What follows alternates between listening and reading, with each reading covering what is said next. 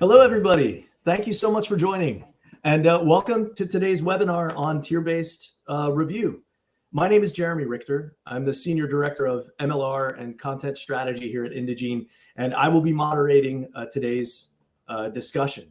Joining me today, you see them on screen, are three industry leaders in the global communication and operations space. And you'll hear from them in a few short minutes. But first, a little bit of housekeeping before we get started. So we will be taking question and answers via the Q&A function found on the right-hand side of your toolbar. Please feel free to enter your questions and submit them at any point in time during today's conversation. If there's time, we look forward to answering those questions live. If there isn't, following our discussion, we'll be sending out a link to this webinar as well as the questions and answers that you've provided and that we've then given some answers to as well. So again, thank you so much for joining today and for participating with us. In fact, in participation, we've also added some poll questions that we're going to flash during the discussion today to get your inputs as we progress. So before we get started, we want to start with an icebreaker question that we're going to flash now. So this first question is, what is your level of enthusiasm to your current review and approval process? Is it smooth and steady, tier 1? Is it tier 2, bring on the coffee? Is it tier 3, just stamp it already? Or is it tier 4, send help and snacks? We'll take a few moments and wait for your responses and see as they come in. We appreciate your participation. We know other folks are joining in as well. So we'll give them a few seconds to get settled, and then we'll read out what the results of this poll is to get us started. Maybe 10 more seconds on the poll.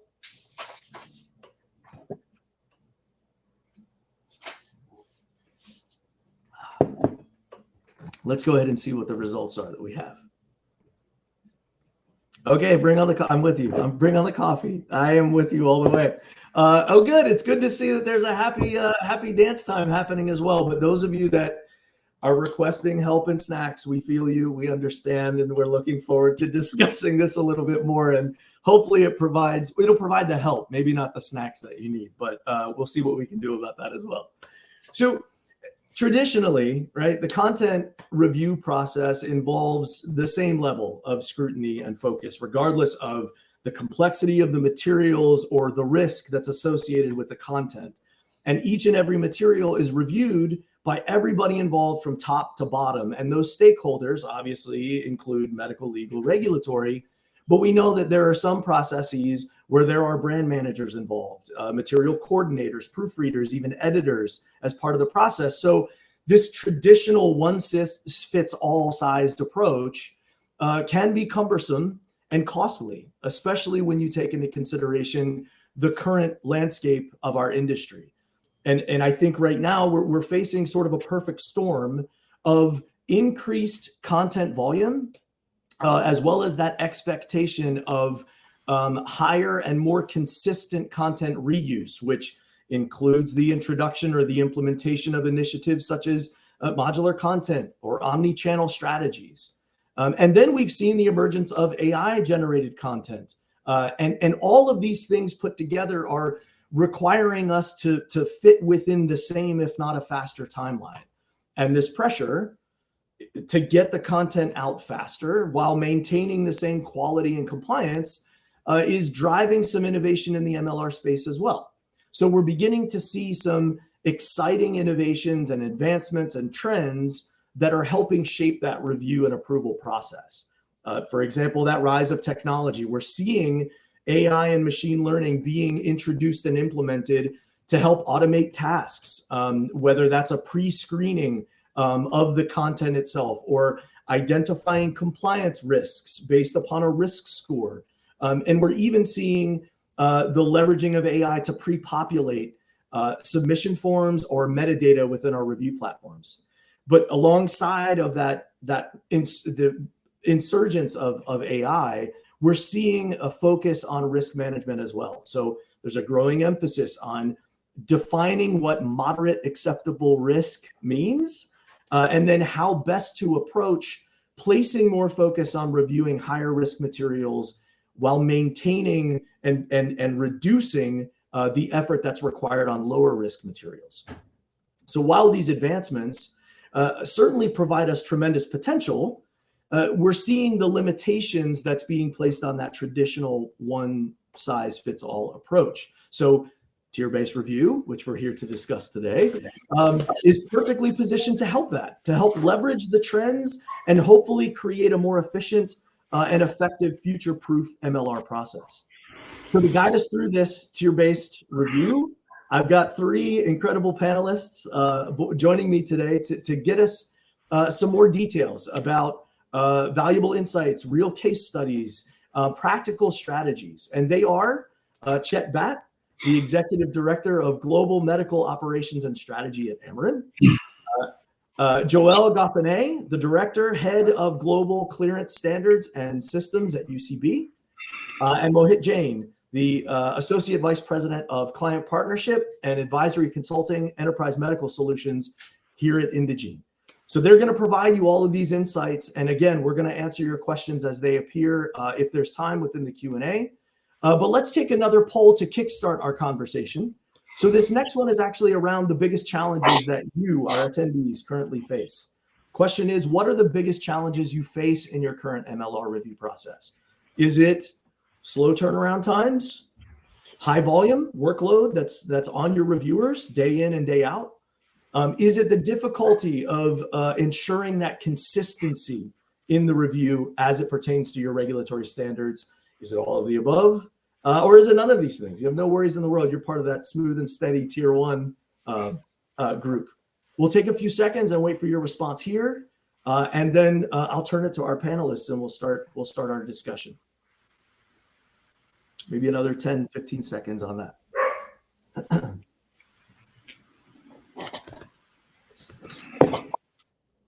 Okay, let's take a look at our poll results. Biggest challenges we face are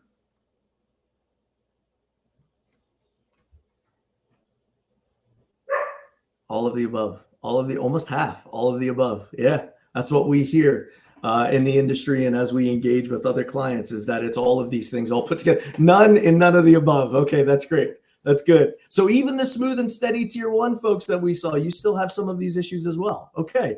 So let's dive right in. Thank you very much for your participation and answering of this. So Mohit, I'm going to turn to you first and ask you to give a definition just to set the table here of what tier-based review is, and then how is it relevant in regard to some of these challenges that we see and that the audience have responded with? Thanks, Jeremy. First of all, thanks for throwing the first one over the fence at me. And it's a pleasure to be able to speak in this webinar. And it's a pleasure, in fact, to be able to share mind space with the likes of, Chet and Joel, who bring in wealth of information from industry. So, Jeremy, to answer your question, I'll piggyback on your narrative predominantly on the content proliferation. And we have seen that in industry a lot. I mean, in last 1 year, we have seen more than 30% increment in the content needs across the board. And as you said, pressure on MLR processes more and more. There is a constant need of delivering the process faster and faster. The content should reach market as fast as possible, right? So what do we do here? Industry has already started grappling with, you rightly said. There's a lot of focus on Gen AI and automation.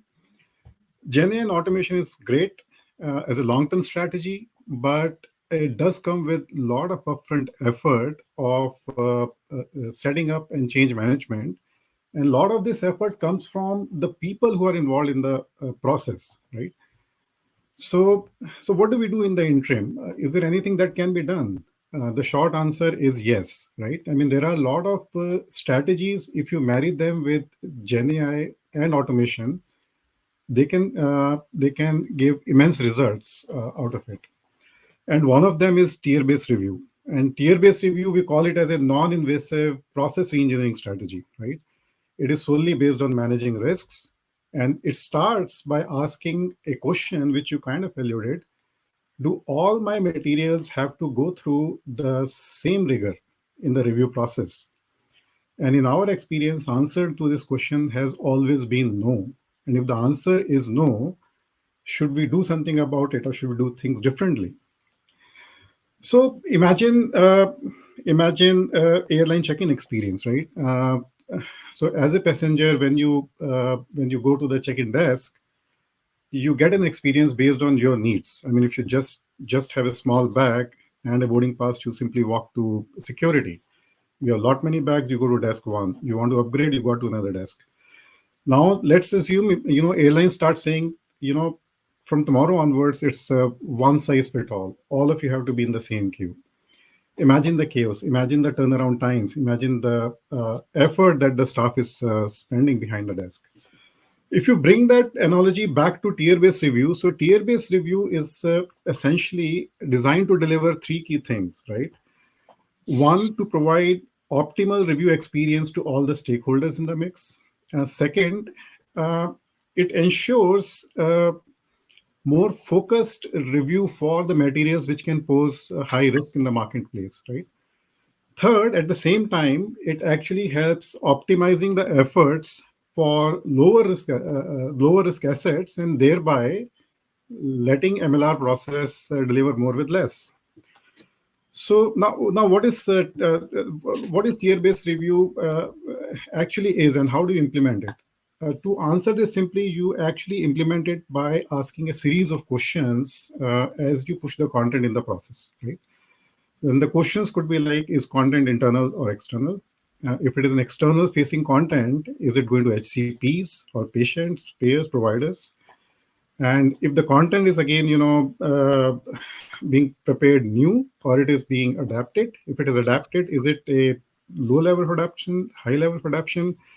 Essentially, when you answer all these questions, you are putting a risk score to your material in one way or the other. And every risk score can be kind of defined into certain tiers, and every tier can be actually designed to have a different MLR review workflow. So in a way, you are customizing every material to be pushed through this workflow depending upon the need of the material. I mean, we have seen clients implementing this and at different levels, and all of them have got benefits, either small or big, depending upon their context and situation. And Jeremy, I think that's all I have to say in this. That's great. Yeah, thank you, Mohit. I appreciate that. So, Chet and Joelle, I'll turn it to you now with our next question. So, in consideration of the challenges we have and understanding what tier-based review is, how is it that Amarin and UCB respectively came to decide that this was the initiative you wanted to undertake? So, how did you get there and why? Chet, I'll look to you first. Thanks, Jeremy, and I'm just excited to be part of this panel. Right, it is such an important discussion, and I think I know one of the topics that is very close to my heart.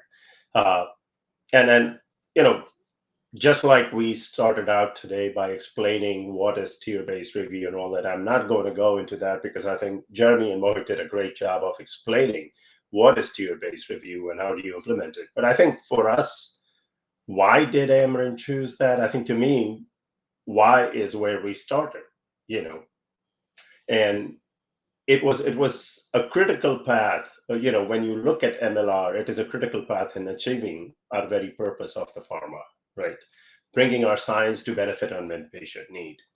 And promotional materials are key to doing the promotions. And we started looking at and said, what is the purpose of MLR?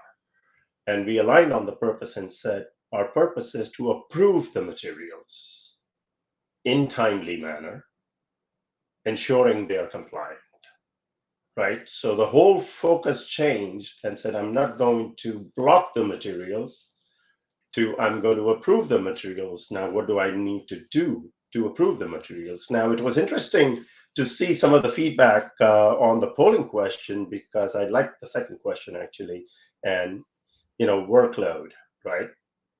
Tell me an MLR where people don't feel they have too much workload, right? Doesn't matter what company, small, medium, large. Tell me an MLR where they say that, oh, I don't have anything to do with MLR, right? We push a lot of materials because that is what we need to do to make sure our science reaches the patients.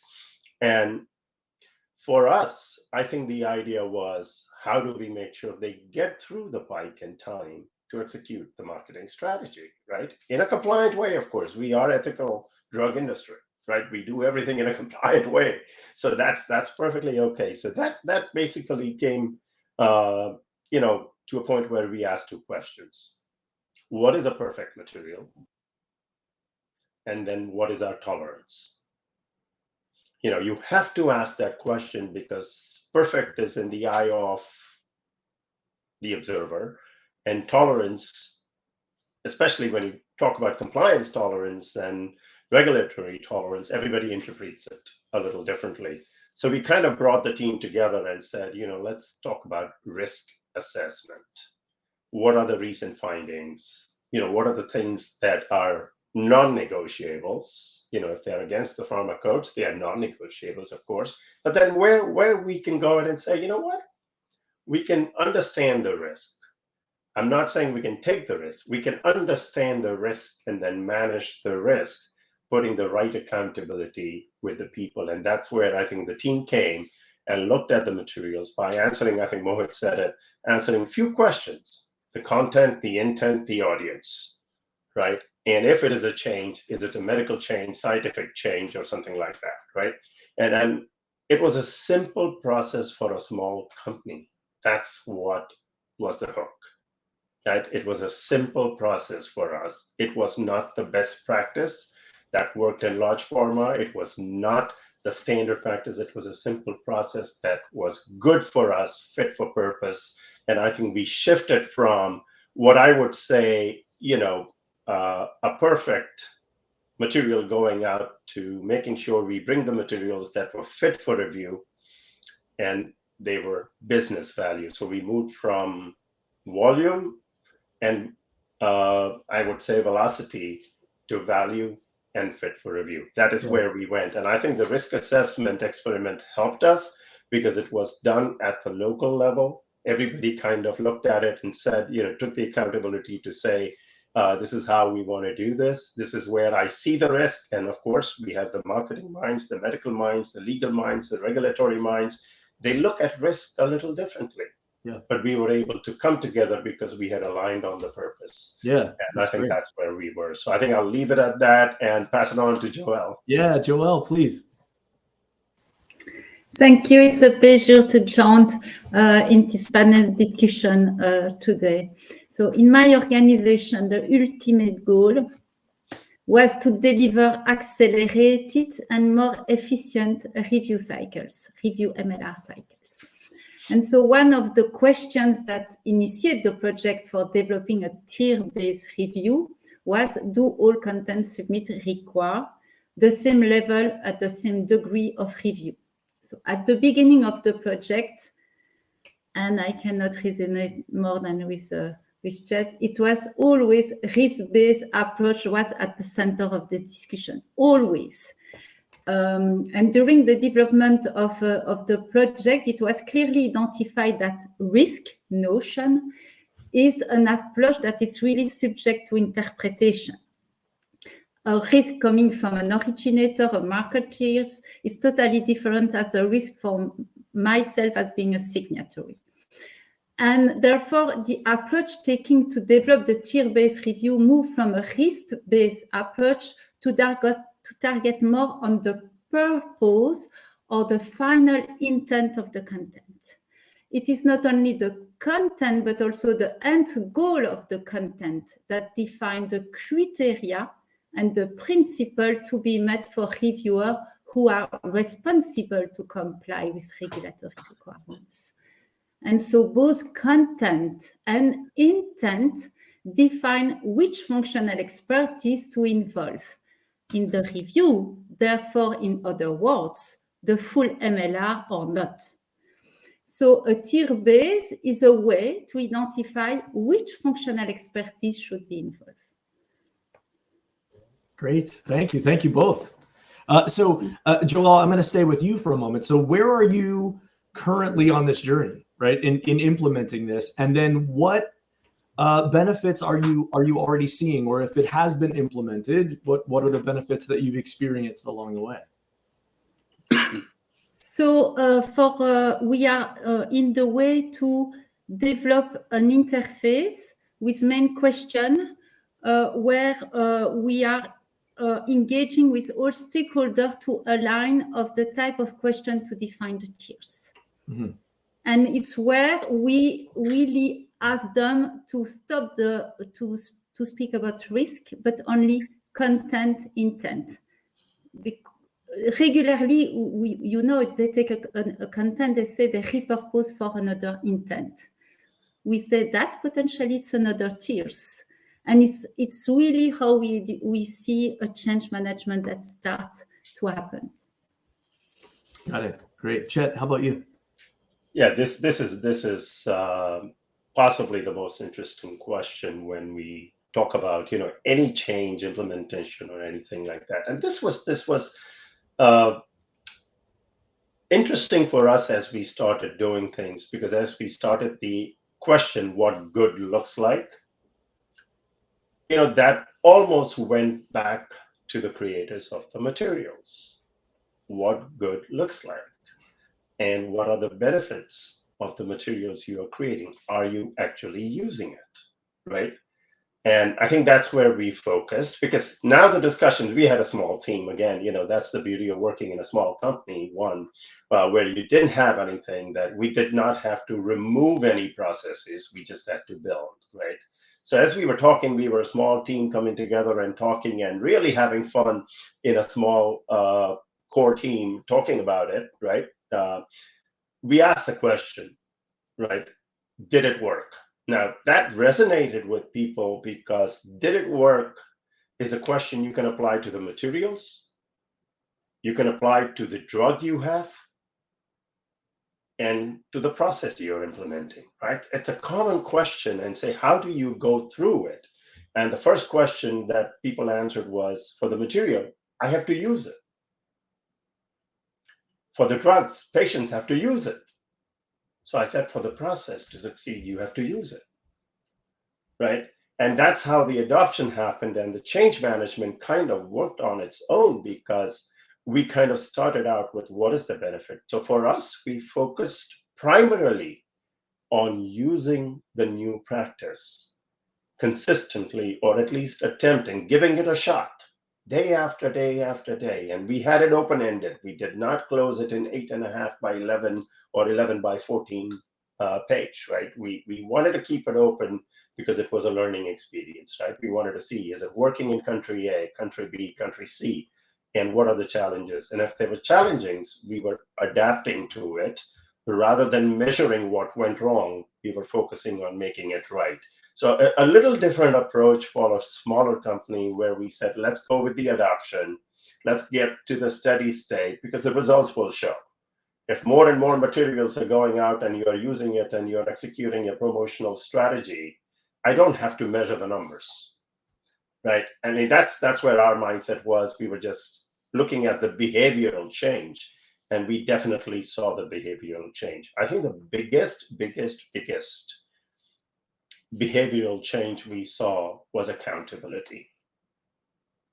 It was huge, because when you bring up somebody and say you have to answer these 4 questions to assess the risk level, which will be then evaluated and validated by others, everybody took that upon themselves and answered the questions to the best of their ability, so that the process towards the downstream became easy, right? And it became very transparent. It became very collaborative. People started working together on the purpose of approving the material, and they started helping each other before the material actually moved, I would say, procedurally into the review process, right? So there was a lot of collaboration, there was a lot of partnership, and the process of those questions and how they answered became better and better and better. As it became better, we were putting things in the right tier.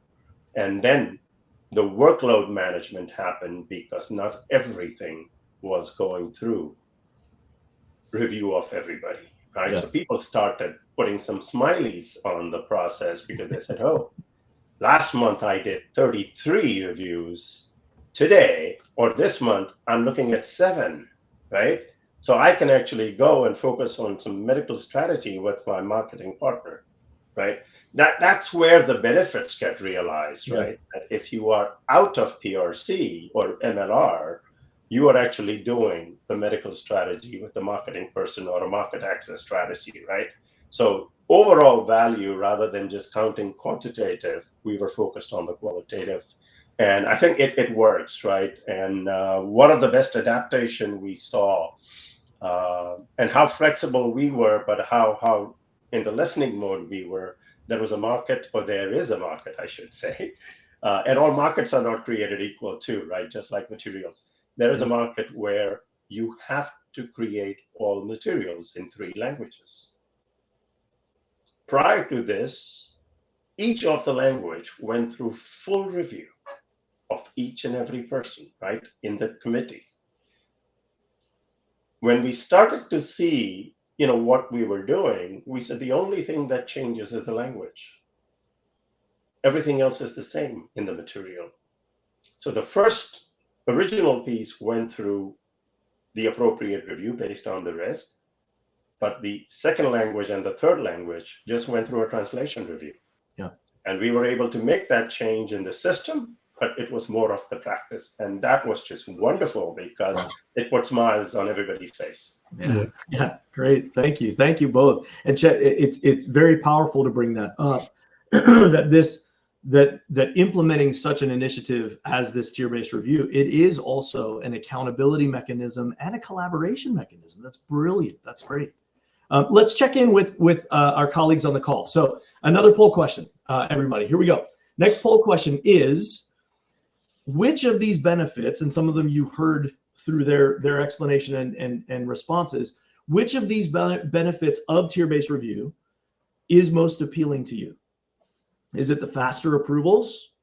Is it that reduced workload on your reviewers? Improved compliance for the high-risk content? Is it all of the above again, or is it none of these whatsoever? We'll pause here for a moment and let everyone answer.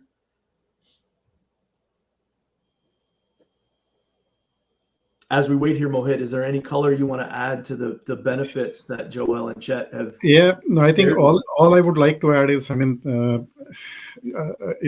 just want to give an example of the top end of the implementation. And, I know this company, when they implemented for their major brands and major geos, they reduced their time to market almost by 50%. And their asset throughput increased by 30%. And they even felt their overall cost, the calculated cost, has reduced by like 15 to 18%. So it really makes an impact. That's all I want to add. Yeah. Okay, let's see what the results of that poll, what they are. Following benefits, it looks like all of the above again. Yeah, understood. All of the above. Reduced workload for reviewers is higher of the 3 itself. Jeremy, interesting observation is improved compliance. I know, I was just going to say, yeah. Right. Yeah. Interesting. Okay, great. Thank you again for that participation. That's wonderful. So let's continue on here with our conversation. So Joel, we'll go to you first on this one. So what implementation strategies are you employing right now? And perhaps even more critical to it, what are some parameters that need to be taken into consideration as you go down this path? And we'll go to all 3 of you, but we'll start with Joel first. So what are really key, based on my experience, is the engagement from all relevant stakeholders, the change management, so it's together, the discipline and the consistency. They are really important to consider, and I can give you more practical aspect with the project I am part of in my organization. The first step, we map all of the possible scenarios based that are feasible. And for that, we develop key driver. We identify all the scenario and we convert the driver into main questions, really less than 10 questions. And we develop a basic Excel tool to compile all the scenario, and then an interface, a simple interface linked to the macro with a list of quick questions were then launched and delivered to all stakeholders. The engagement and the understanding of the tier-based approach by the stakeholders started really when this interface was launched. During the preliminary discussion, it was always vague, not understood, and that I have really seen that they start to understand. All the questions, because we offer that for version 1, they can send any question by using that. All the questions from stakeholder contribute, and we are in that step now. Contribute to improve the interface, and therefore the insight from stakeholders are addressed during the development of the main questions, and therefore the change management is initiated, and the stakeholders are now engaged in the project. When the interface question will reach full maturity, therefore when we will have all the entire scenario, a rule-based model will be put in place to define the minimum of tiers. And the tier in place will enable to develop a tier-based review driving by the user, meaning the user, by selecting the option, they will select the right reviewer, the right tiers. And the final step, of course, is a tier-based review driven by the system. Great, yeah. Yeah, Chet, how about you? This is great, right? And I think, I can't agree more with all the steps, methodical steps that you need to go through when you implement a change, right? In any process, right? Whatever you do. But I think sometimes you have to be willing, and we're on the topic of risk assessment and risk-based approach. And sometimes you need to be able to say, it's okay to jump into some things. And especially when you have a phenomenal group of people at the country level who are working with you, they are bringing their energy, they have that startup mindset, right? And you can't slow them down with too much process, right? So for us, 2 simple things were, make sure you put the horse before the cart. Right? It was very important, and we had to define what the horse was. It was not the technology, right? So we made sure horse before the cart and people and process before technology, right? So any presentation, I think the acronym is PPT, right? So it's people and process before technology, right? On a lighter note, and I think a small company perspective, and for me. It's been awesome to be in a situation where there was nothing and I had a white page, basically to work with, right?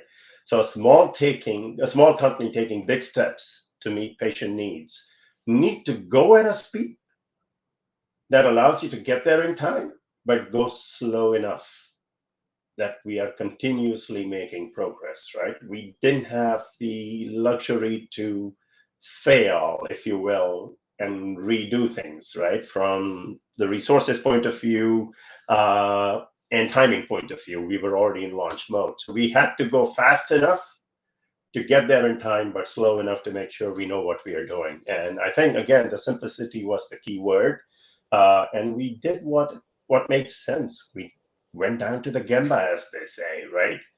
We worked with the users at the country level. They had the energy, they have the expertise, they have the local know-how. We brought them on a Zoom call and said, let's work on it, right? Okay. And we were supported by some of the industry experts in guiding us, right? So that we knew we were making steps forward, albeit short ones, that's fine, right? But we were moving forward. And we defined the process, we defined the risk criteria. We also got aligned with what the tolerance was at the company level, right? From legal/compliance and, where marketing and market access and medical all came together and said, yeah, I think this is okay.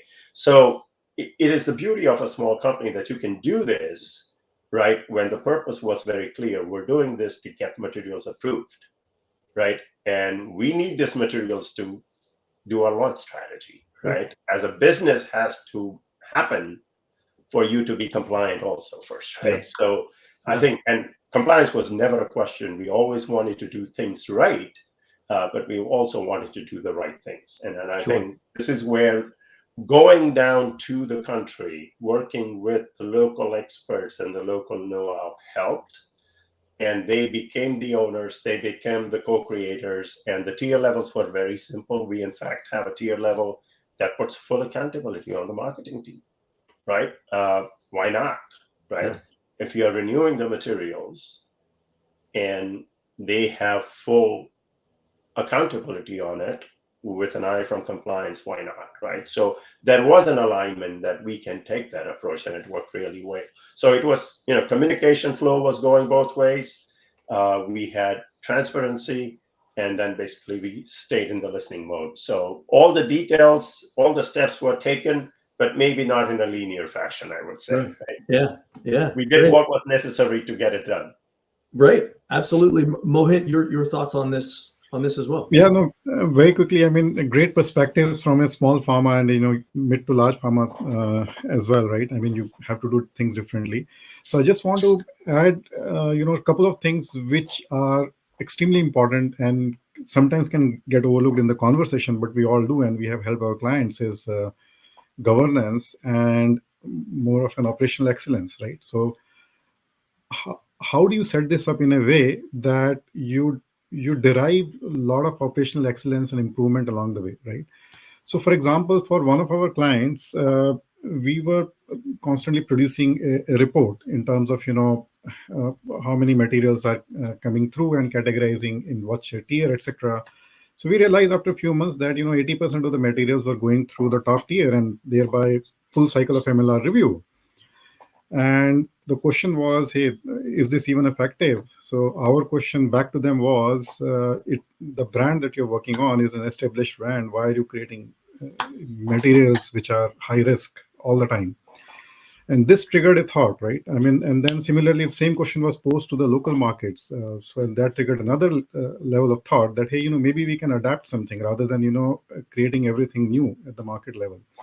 So I'm saying, all these things can come together and, improve the overall ecosystem if it is set right. Just a quick thought, Jeremy, there. Yeah, that's great. Good. Thank you all. And so, and we've touched on it as well about how it's people, process, and then technology, but we've got to bring it up and bring it to the table as well. So Chet, I'll start with you. What role does technology and automation play in this tier-based initiative? Yeah, and then, I have to say, what we are doing right now, right? I'm sitting in an office talking to people from around the world, thanks to technology, right? And then we have to embrace the technology. We have to acknowledge the technology. And then, this is what the value of technology is. It allows us, right, to come together and have a discussion like this. And it also, very easily brings all the information that we need, right? To me, I again go back, as a small company with limited resources, right, that we have. Also, we wanted to make sure that we give priority to the human capital we have, right? Because the people that are in the company, they are there for a reason. They are passionate. You go into pharma because you're passionate about making sure you are benefiting the patients. And the energy they have, you want them to utilize that energy to make a difference. And for us in a small company with the volume and the velocity, the cost of putting a technology was much higher, right? Rather than allowing people to take that accountability and bring that collaboration and work with it, right? So having said that, right, we did a hybrid model, right? And then what I say is, of course, technology is there. We implemented some of the technology features to enable the human capital to accelerate what they're doing, which is using that expertise to approve the materials in timely manner in a compliant way, right? And the materials were going through the technology platform, of course, but it was all driven by human expertise and all that. Now, that's where I say, but I think to me, that was one thing, but I also, on a lighter side, say I'm not ready to send my son, right, for his driver's license in a self-driven car. Right? Not yet, right? So this is me, and I think when you start looking at it, is it really the right cost-benefit advantage, right? And is it really serving you to learn if technology is doing anything? For us, it was just a simple cost-benefit equation, right?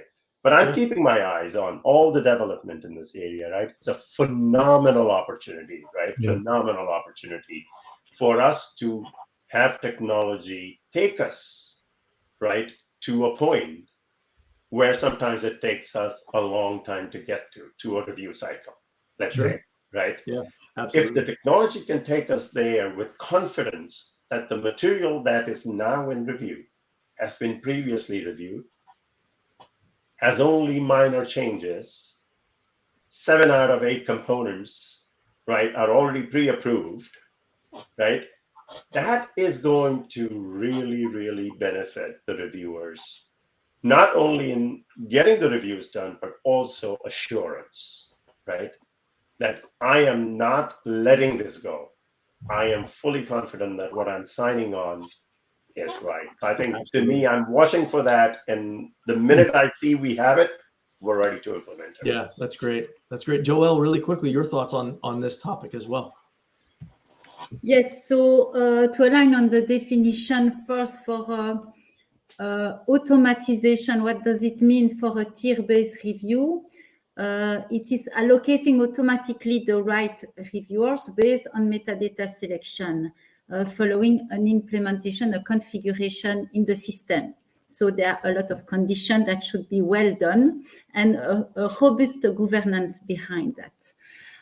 So as I explained in my organization, I am underway with this project. So I cannot debrief on the implementation step, but based on my experience, more than 15 years with the review committee, and I have implemented a lot of systems, and I tried automatization 10 years ago. And one of the key precursors to reach automatization is to take care of taxonomy. Taxonomy, it's extremely important and should be understood in the same way by all the relevant stakeholders.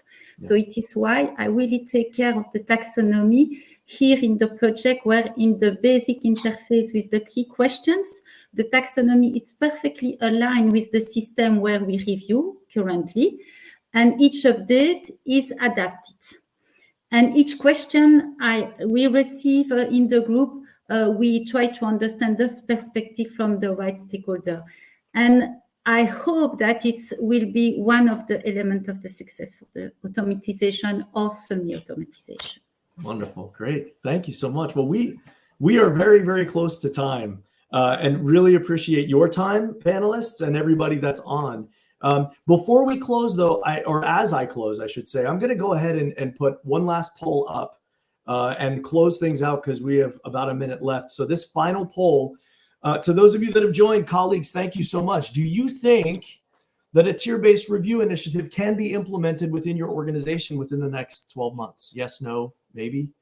As you answer that, I just want to say once again, thank you so much. We've discussed tier-based approach and how the traditional one-size-fits-all process can become a bottleneck, especially in consideration of how fast-paced our industry has become. So tier-based offers this compelling solution by tailoring that review intensity to the content risk, to its complexity. And we sincerely hope that this session has helped provide some valuable insights and maybe some practical considerations for you to take in as you consider implementing. We encourage you to download. There's some resources in the tab that's over on the right-hand side. We encourage you to download those and read those at your time. And please connect with us, with those of us that are on the call, to let us know if you have any other further questions. I see a few in the Q&A. We will get to those and share those out with this recording following the session, but also share with us where you are on the journey. We'd love to hear about it. So thank you, panelists, Chet, Joel, Mohit. Thanks Thank you. again. I really Thank enjoyed you. it. And thank you to our colleagues on the call. Have a great day. Thank you. Thank you. Bye-bye. Thanks a lot. Thank you very much.